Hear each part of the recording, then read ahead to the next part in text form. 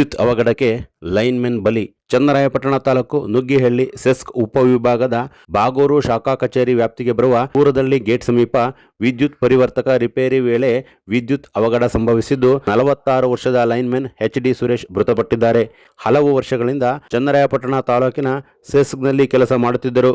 ಹೊಳೆನರಸೀಪುರ ತಾಲೂಕು ಹಿರೇಬೆಳಗುಳಿ ಗ್ರಾಮದ ವಾಸಿಯಾಗಿದ್ದಂತಹ ಮೃತ ಸುರೇಶ್ ಪತ್ನಿ ಹಾಗೂ ಮಗ ಮತ್ತು ಮಗಳನ್ನು ಅಗಲಿದ್ದಾರೆ. ಮೃತರಿಗೆ ಸೆಸ್ಕ್ನ ಅಧಿಕಾರಿಗಳು, ಸಿಬ್ಬಂದಿ ವರ್ಗ ಶ್ರದ್ಧಾಂಜಲಿ ಸಲ್ಲಿಸಿದ್ದಾರೆ.